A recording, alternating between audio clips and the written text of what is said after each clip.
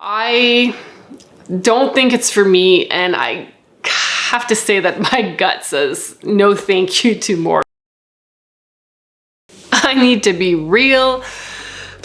I've been struggling these past few months, and to the point that I've even considered the carnivore diet. You know, the one where you eat mostly meat or a lot of meat? I can't believe it took having me feel like crap to consider the carnivore diet. Until I took a moment, or many moments, to like just sit down and try to figure out why I've been feeling like I am now. The main symptoms I'm trying to improve are my debilitating fatigue, my brain fog, and just my overall lack of focus. You might wonder why I even considered the carnivore diet in the first place, but I tried to figure out if it was my carb intake that was causing me issues. I even stopped baking and eating my own gluten-free breads for a bit, and that wasn't really changing how I was feeling. So then I was like, well, what if I eat more meat? Would that improve my energy levels? Anyways, in my last video, I shared that I was about to go get another colonoscopy and also have my first consult with a local gynecologist to investigate the possibility of endometriosis and also to further look into my recent diagnosis of adenomyosis and also to check for new cysts or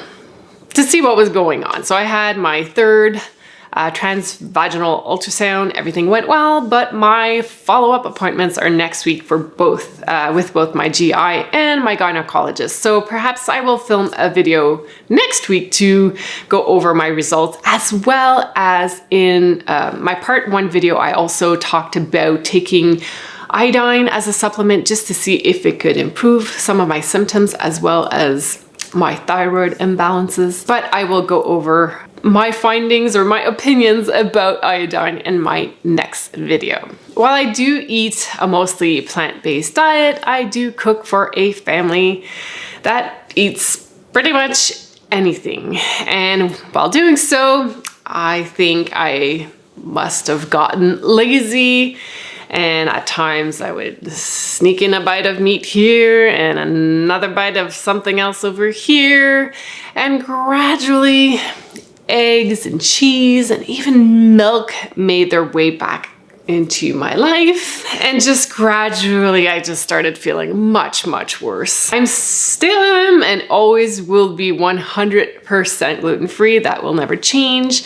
But even at times I will go grain-free, and it still really doesn't improve how I am feeling. So, which brings me to where I'm at today, and just trying to figure out if my gradual slip-ups led me to feeling the way I am now. My thyroid issues and pelvic symptoms have also been getting worse. So it only makes sense that now that I know and am a little bit more familiar with endometriosis and adenomyosis, that eliminating certain categories of foods will definitely improve certain symptoms. And I hate to admit it, but again, slipping back into my old ways of eating wasn't really helping or healing my conditions. I wish I knew which condition I was eating for. I often wonder, okay, what should I eat this week to improve the symptoms I'm currently experiencing?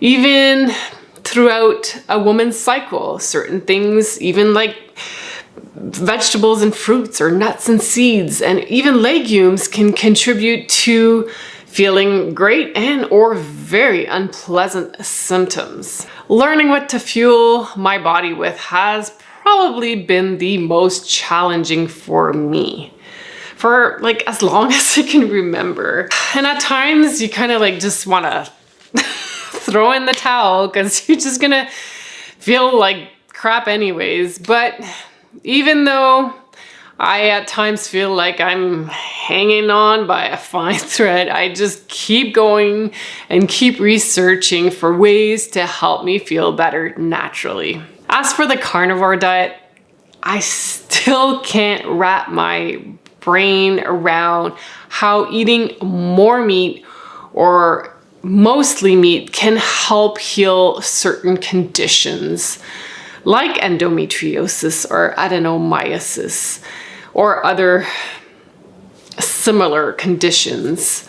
I don't think it's for me, and I have to say that my gut says no thank you to more meat. Kind of funny because I've known for a long time the path I had to take with food.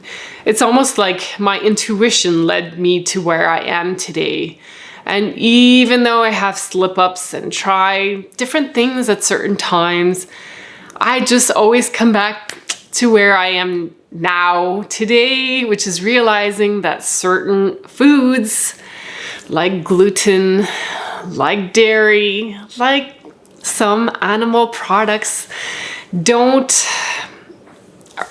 are not healing for me personally. Now that I have more answers about what's happening with my conditions, it makes more sense, which reassures me that moving forward, consuming a mostly plant-based diet is still the right one for me. I've noticed that consuming a more plant-focused diet definitely helps to keep my symptoms and my overall amount of inflammation in check.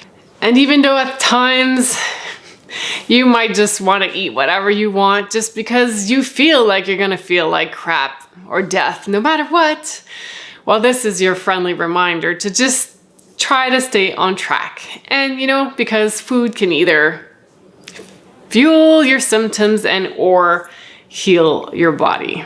The takeaway from this video: before you consider the carnivore diet, a more plant-focused approach is just to write down your symptoms. Write down what you're trying to improve. And along the way, take notes and just keep track of how you're feeling. But before you try or change anything, always consult a medical professional to help you with your specific conditions or questions. No matter what diet you are on, you must poop each and every day in order to feel your best. It doesn't matter what you eat. If you don't eliminate every day or almost every day or as often as you can, you will not feel better. And if you need some tips on how to relieve constipation naturally, I will link a video below. I will see you in part 2, where I'm going to share my test results with you, as well as give you a little bit of my feedback on iodine supplementation. See you then.